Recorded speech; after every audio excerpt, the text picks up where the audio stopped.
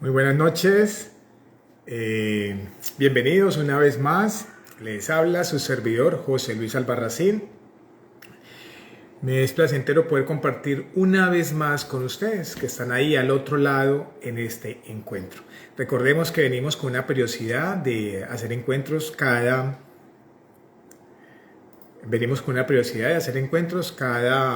15 días sobre temas que tienen que ver acerca de la salud mental, la salud física y la salud obviamente energética. Les recuerdo que este servidor estudió medicina tradicional china, también salud ocupacional y el reto es todos los días poder conectar de una forma integral, es decir, holística al ser. Es decir, que eso que hemos fragmentado como la vida espiritual, como la vida física y como la vida energética puedan hacer parte de un todo. Entonces, las emociones están ahí siempre, todos los días. Y hoy le hemos puesto como título a este encuentro cómo las emociones nos llevan a los sentimientos. Y he considerado que es importante hablar acerca de esto porque solemos confundir, o inclusive a mí me pasaba, recuerdo hace muchos años, que creíamos que sentimientos era lo mismo que emociones. Y son parecidas, pero no, son diferentes. Entonces, la idea es poder realmente encontrar cuál es la diferencia que hay entre ellas y realmente poder entenderlo, porque en la medida que conozcamos las circunstancias, entendamos los conceptos, nos es más fácil movernos en ellos, comprenderlos y gestionarlos. Muy bien, para poder entender un poco, digo un poco porque hay que hablar un poco del aspecto físico, fisiológico que pasa en nuestro cerebro y nuestro organismo cuando nos emocionamos.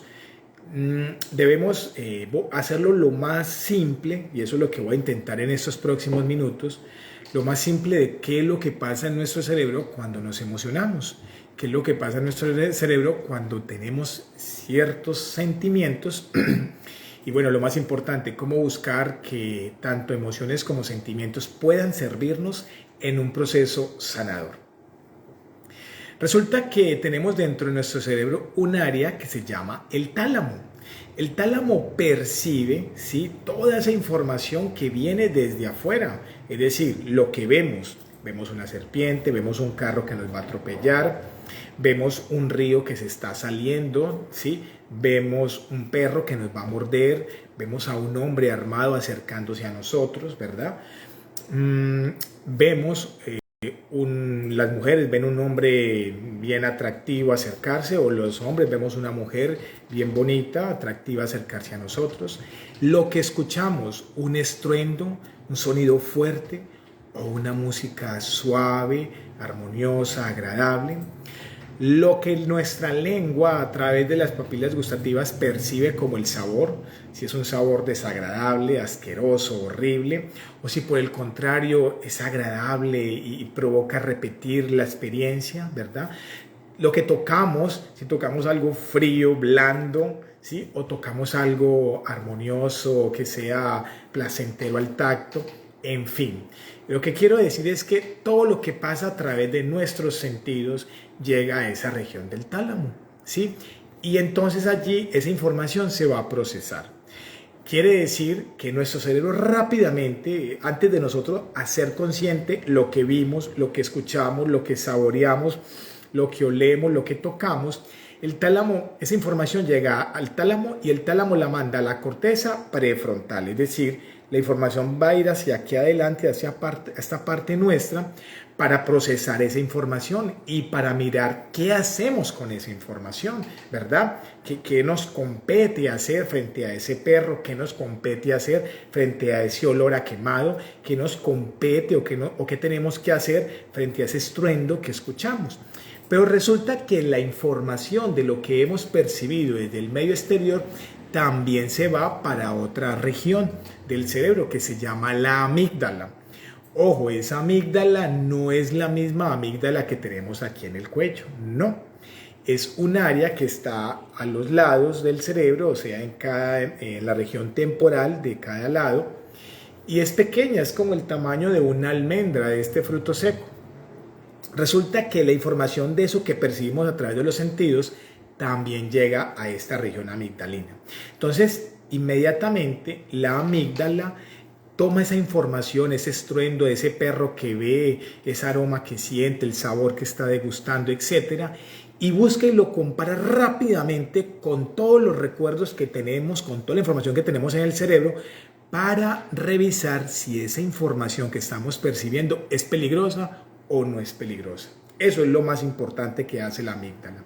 Entonces resulta que si eso que estamos percibiendo no es peligroso, se bloquea ahí la amígdala, no se activa más y permite que la corteza prefrontal, que es la que en teoría supuestamente nos hace diferentes a las demás especies a nivel del cerebro y nos vuelve inteligentes porque nos permite razonar, pensar, visualizar, organizar, etc. Entonces ya es la corteza la que, de acuerdo a eso que percibió el medio exterior, lo que vio, lo que olió, como no lo percibió nuestro cerebro como peligroso, se toma su tiempo para darle respuesta a ese perro. Me explico, probablemente, pongamos un ejemplo, vimos un perro y resulta que ese perro que está ladrando es el perro del primo que es vecino de nosotros y que ya nos conoce. Entonces ya el cuerpo se relaja y sabe que no hay peligro si ese perro no significa, si no es peligroso para nosotros. Pero por el contrario, si vemos un perro grande con unos colmillos ahí bien que se dejan ver desde lejos y lo vemos y ese perro no lo conocemos, nuestra amígdala cuando percibe esa información le dice a nuestro cerebro rápidamente, hey, puede ser peligroso, nos puede morder, nos puede atacar, ¿verdad? O si estamos viendo un carro que nos va a atropellar y está muy cerca, nuestro cerebro analiza, ojo, nos puede fracturar, nos puede atropellar, nos puede matar ese carro.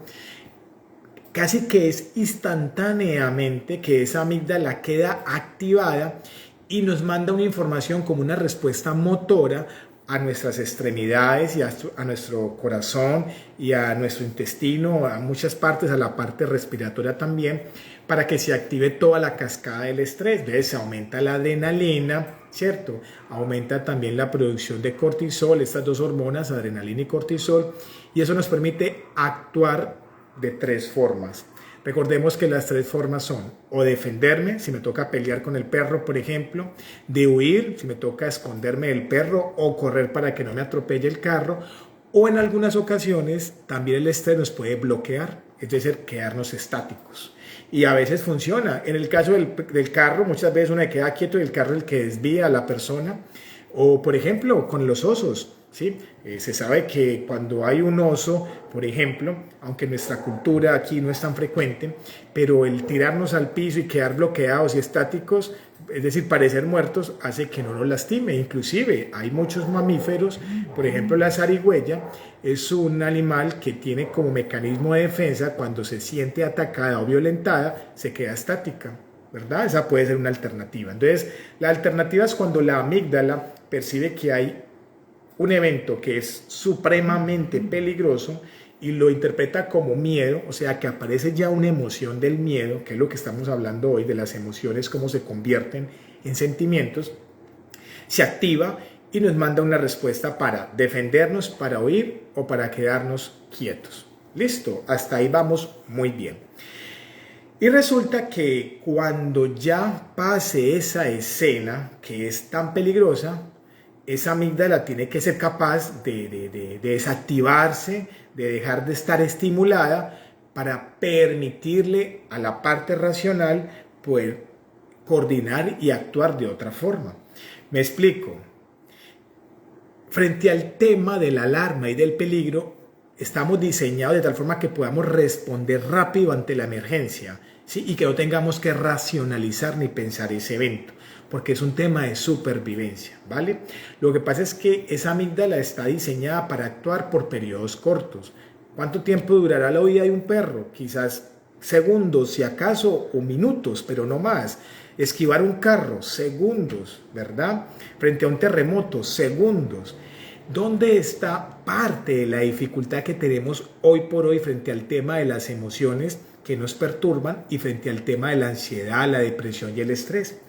Que el evento que vemos como peligroso, como violento, como amenazante, la mayoría de las veces no existe, como existe el perro que te va a morder, como existe el carro que te está pitando y te va a atropellar, como existe el temblor que te está moviendo. Muchas veces ese peligro inminente no está en la vida real, pero sí está en la mente. Mi esposo me va a dejar, mi hija se va a morir y no se ha muerto.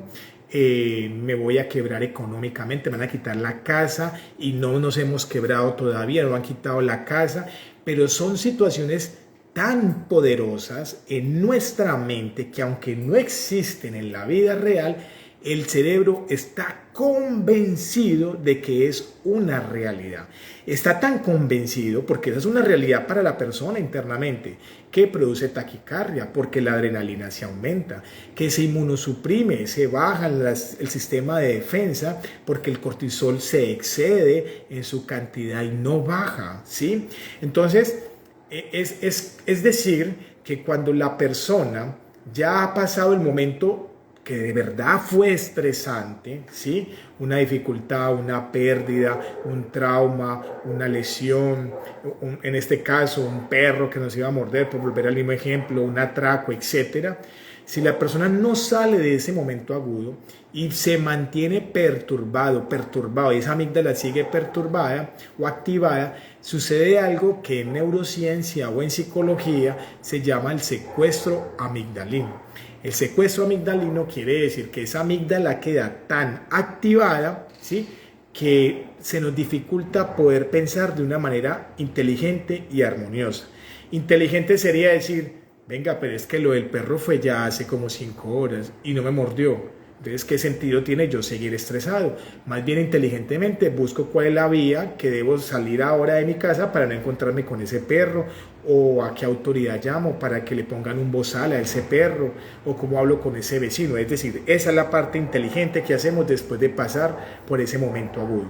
Pero si me quedo cargado de ese miedo y a la vez me llegan otras emociones de rabia frente al vecino, al dueño del perro, por ejemplo, y yo no proceso esa información, esa emoción primaria, ya metí al miedo y a la rabia en este ejemplo del perro, esas dos situaciones, esas dos emociones, repito, miedo de que me muerda el perro y me arranque un pedazo de piel, y de rabia contra el vecino por no amarrarlo bien, por no ponerle bozal, esas dos emociones se quedan en mi cerebro.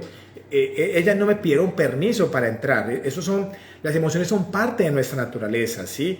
Es decir, una vez algún perro nos ha asustado, nos han enseñado de que es peligroso, de que muerde o nos ha mordido, ya nuestro cerebro sabe que eso es un peligro. Cuando ya hemos entrado en contacto con el fuego, nos hemos quemado y vemos un incendio, sabemos que eso significa peligro. Si hemos escuchado balaceras, explosión, pólvora y suena algo parecido, sabemos que eso nos puede lesionar o enfermar o matar. Entonces, cuando el cerebro ya sabe esas cosas y suceden situaciones que evocan o nos muestran esas situaciones peligrosas, eso que llega y nos impacta y nos da esa taquicardia, inmediatamente nos dilata la pupila, nos da sudoración, nos seca la lengua en cuestión de segundos, es bajo una emoción. Y la verdad, no podemos ser inmunes a la emoción. O sea, uno andar por esta vida creyendo que nunca más nos va a visitar el miedo, nunca más nos va a visitar la rabia o la ira, o nunca más nos va a visitar la tristeza o la alegría o o el asco, por ejemplo, ¿sí? Es una mentira, porque eso es parte de nuestra biología. Es más, la necesitamos. Si no fuera por el asco que nos dan algunos sabores, por ejemplo, podríamos morir envenenados fácilmente. Si no fuera por el miedo, por ejemplo, no nos importaría que un perro nos muerda o que un carro nos atropelle. Es decir, las emociones se necesitan. Gracias a las emociones, nuestra especie de humanidad y la de muchos mamíferos, porque ellos también los visitan esas emociones, ¿verdad? De alguna manera, el miedo, por ejemplo, como método de supervivencia, son supremamente importantes. Entonces, digámoslo de alguna manera, no es que tengamos que estar peleando contra nuestras emociones, no, es comprenderlas, es entenderlas, que nos van a estar visitando continuamente. Resulta que como la emoción nos invade tan rápido y activa la amígdala, no nos da tiempo de racionalizarla, solo hasta más o menos minuto y medio o 3 minutos. Este dato es bien interesante, vuelvo y lo repito.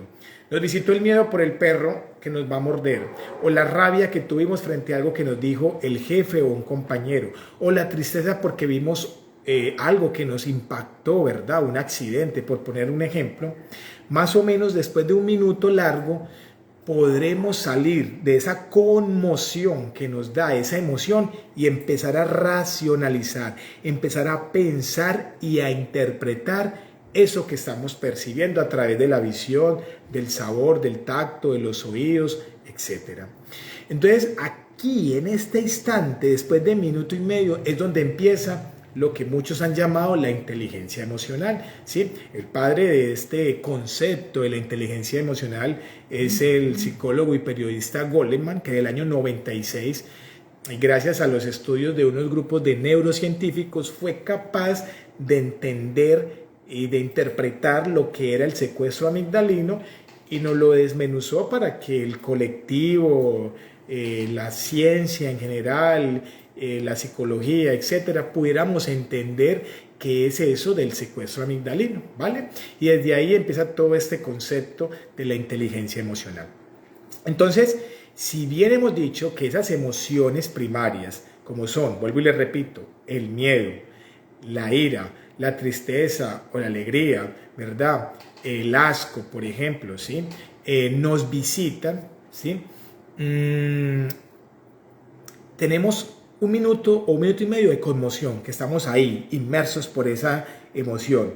Pero después de minuto y medio, si logramos activar algún mecanismo a través de la respiración lenta y profunda, o la emoción no fue tan fuerte y va perdiendo intensidad, o alguien nos ayuda a centrarnos, nos habla, nos centra, etc., empezamos a racionalizar esa emoción y a interpretarla y empezamos a convertir, ojo, esa emoción en un sentimiento importante. O sea que lo primero que nos impacta y que nos conmociona no son los sentimientos, son las emociones. Y cuando racionalizamos e interpretamos ese perro, cómo me puede morder y yo quedo mocho, o pierdo un dedo, o me desangro, o cómo ese temblor puede volver a suceder y puede matar a mi familia, me puede dejar sin un brazo, o ese tono de voz tan alto de mi jefe significa que me van a echar de la empresa y con que voy a pagar las deudas, y etcétera. Es decir, cuando ya empiezo a interpretar todas esas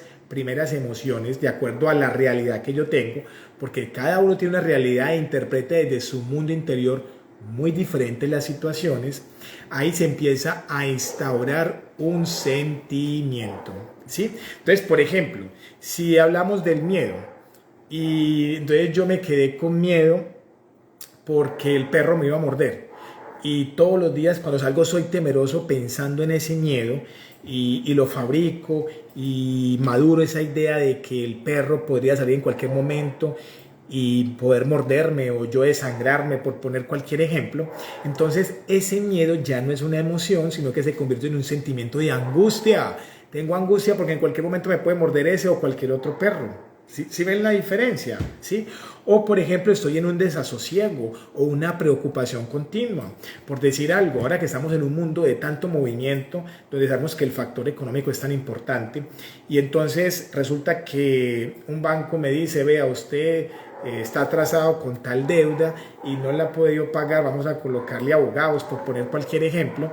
Es entendible que nos visite el miedo en los primeros segundos o minuto, pero ya como empecemos a interpretar esa información, me van a quitar la casa, no voy a poder comprar comida, por poner un ejemplo, me van a tocar entregar el carro, la moto que tengo, no voy a poder pagar el colegio del niño, ni siquiera has cobrado lo del niño todavía, no has vendido el carro, no te han echado el trabajo, pero ya nuestra mente está creando otras realidades que el cerebro, hay que decirlo, si hay alguien fácil o algo fácil de engañar, es al cerebro.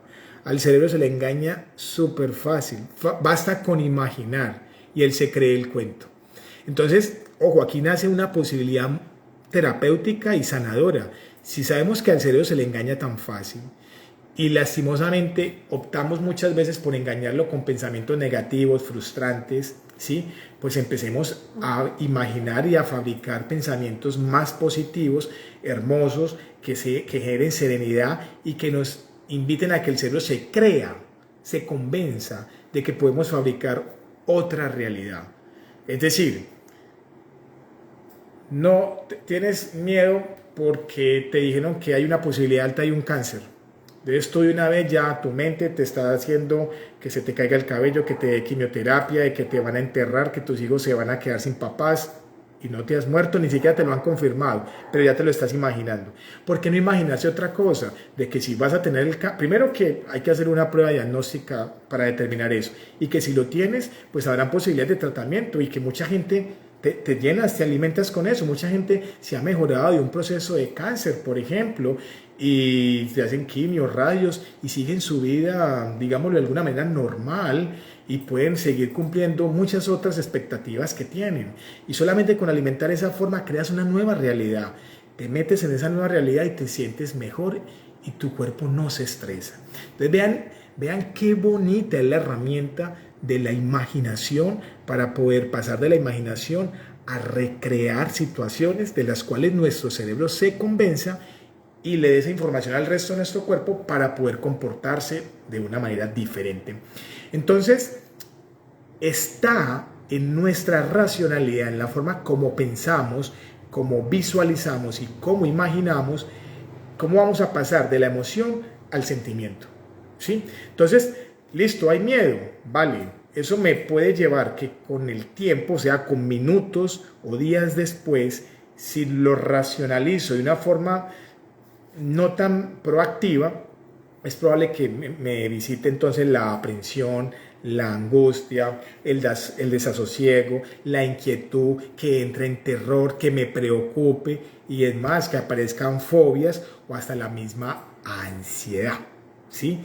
Y cuando toco el tema de ansiedad, todo empezó por un miedo, una emoción.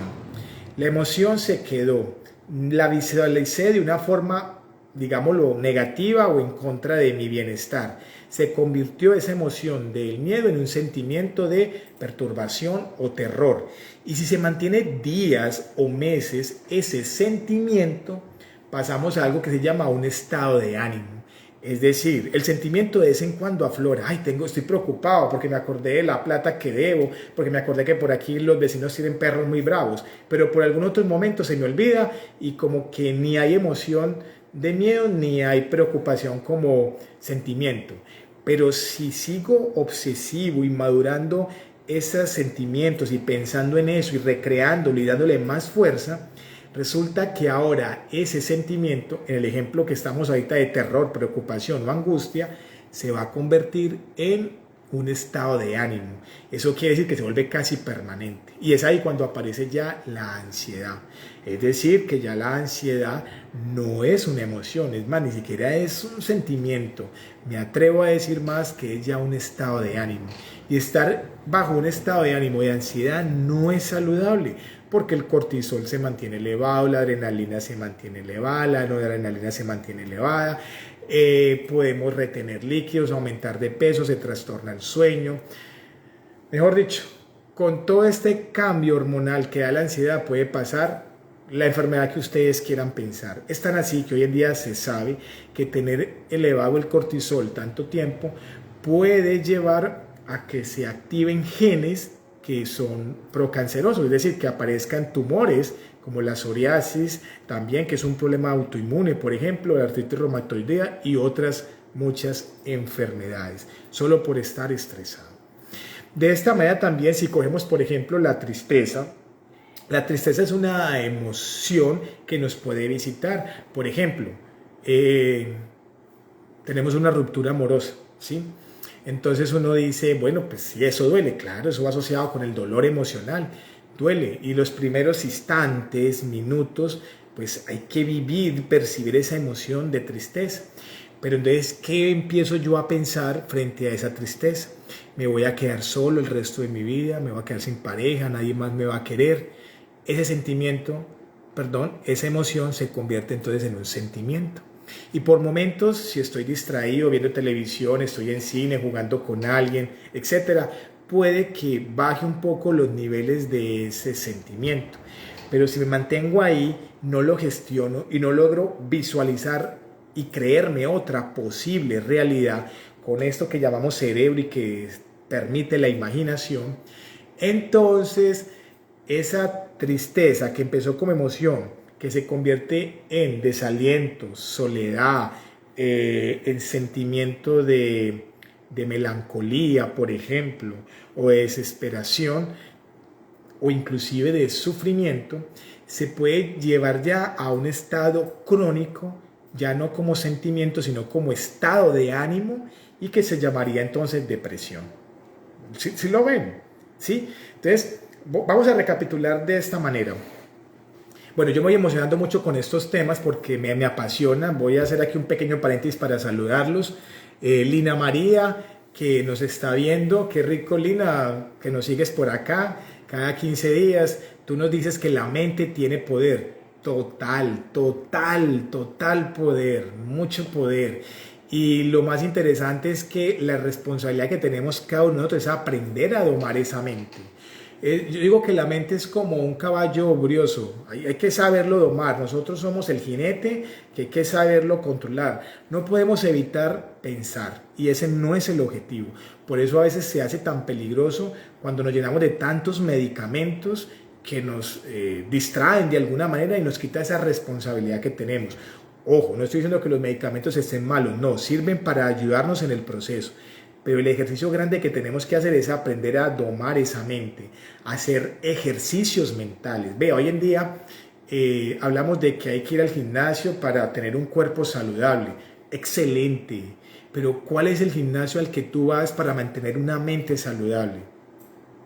No, cierto que no, hay que hacerlo. ¿Cómo? Aprendiendo a pensar, buscando cuáles son los pensamientos proactivos, cómo puedo visualizar lo que quiero que suceda, ¿verdad? Cómo me limpio de esos pensamientos que no le sirven a mi vida, ¿sí? A través de declaraciones, a través de mantras, ¿verdad? Bueno, vuelvo otra vez al paréntesis que es el saludo.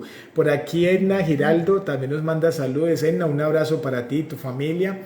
Alice Bernal que nos escribe, nos está viendo desde Venezuela, qué rico, un abrazo y un beso para tu familia.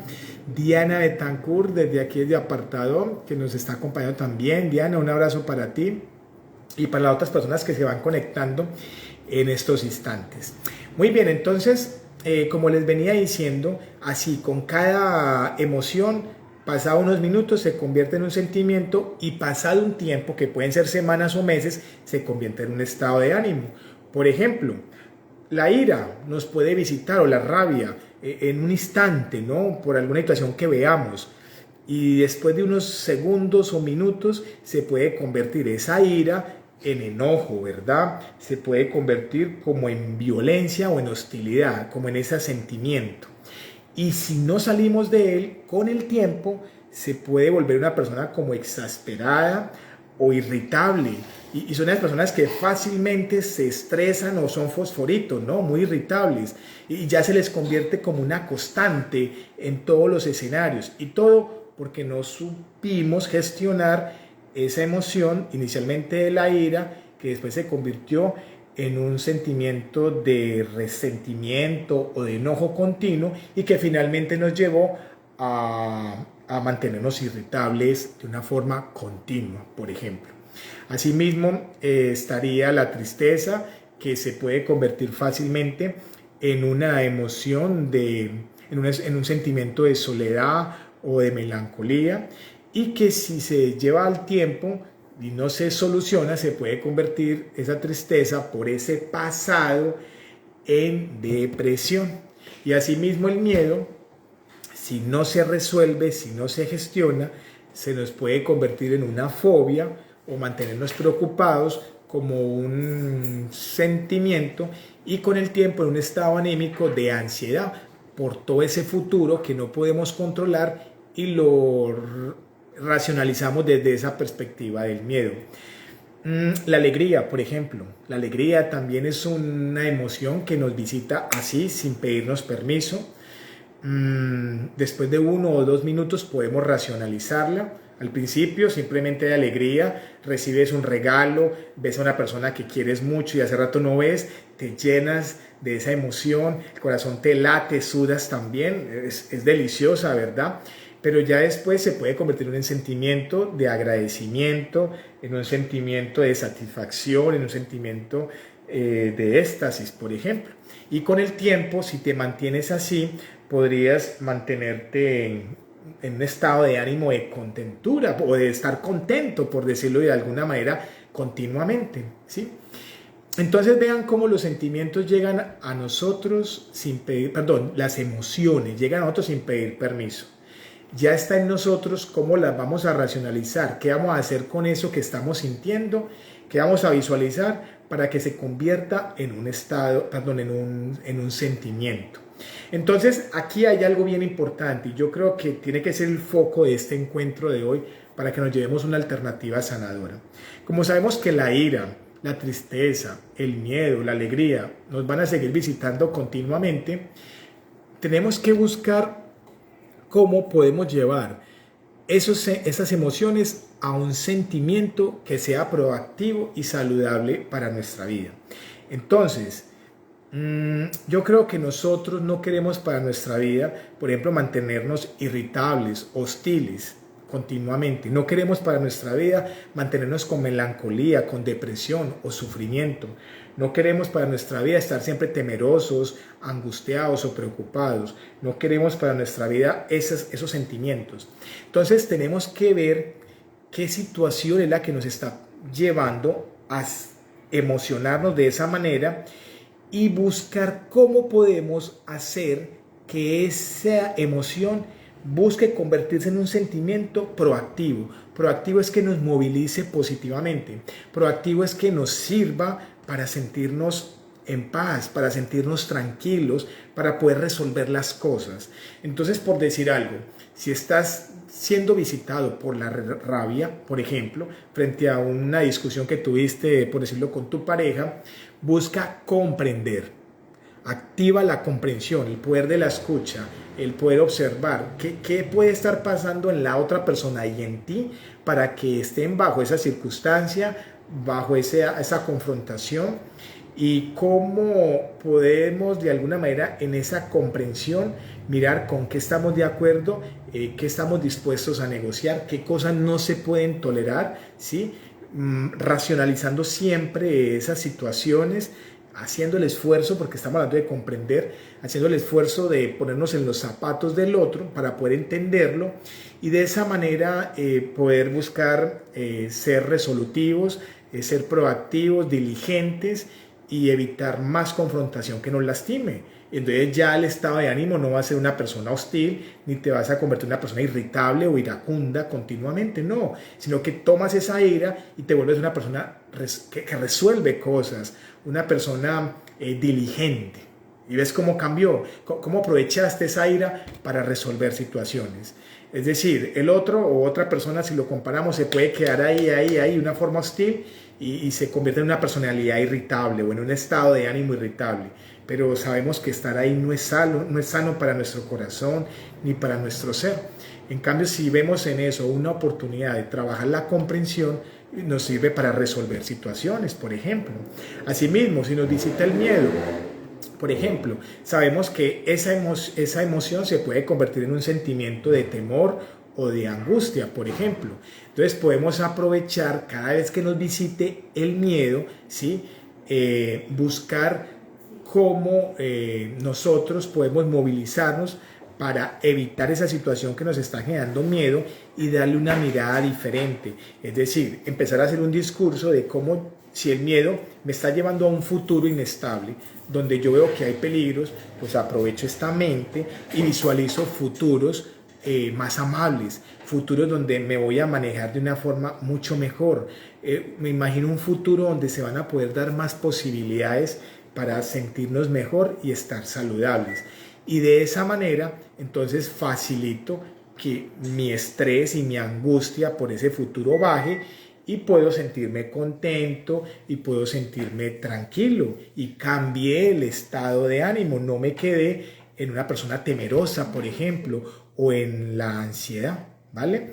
Si, por ejemplo, lo que hay es tristeza como emoción y vemos que esa emoción la racionalizamos de una forma negativa y creemos que ese pasado todavía está sucediendo y se está repitiendo continuamente, podemos llegar fácilmente a un sentimiento de aflicción, de pena, de desconsuelo, de pesimismo. Entonces lo que tenemos que hacer con nuestra mente es trabajar el agradecimiento, ¿sí? Ser agradecidos de que si hubo una pérdida de algo, un trabajo, una pareja, una economía, etcétera, pues ser agradecido porque hubo un tiempo X o Y donde pudimos estar acompañados por esa persona, donde pudimos tener ciertas comodidades, ser agradecidos porque la vida nos ha permitido conocer esos escenarios, vivir esos escenarios, y cuando uno trabaja ese agradecimiento uno se contenta y entonces así evitamos caer en ese estado de ánimo de depresión o en ese estado de ánimo de sufrimiento y lo logramos cambiar a un estado de agradecimiento. ¡Wow! Y créanme que es muy diferente estar contento, sentirnos agradecidos, sentir satisfacción, sentir éxtasis, ¿verdad? Que es, digamos, los estados, los sentimientos que se llegan a convertir en estados de ánimo si los comparamos con estar irritables, con violencia, desconsolados, desesperados, pesimistas. Es mucho más sanos esos que les dije anteriormente. Entonces, el juego, yo lo llamo el juego, la estrategia es aprovechar llevar esta mente para visualizar escenarios que sean gratificantes y creernos el cuento. Y ahí es donde entra el poder de la oración, el poder de la meditación, es sacar esos espacios de intimidad con nuestra mente en el silencio y visualizar todas esas posibilidades, darnos cuenta que la mente no va a dejar de pensar, ella tiene que seguir pensando, aprender a observarla, hacerles ejercicios a la mente, fabricar esos pensamientos. Yo le digo a la gente, ahorita que están tan de moda las plataformas de películas, Netflix, Amazon, etcétera, que nosotros tenemos también una plataforma acá de películas, aquí podemos hacer películas y así.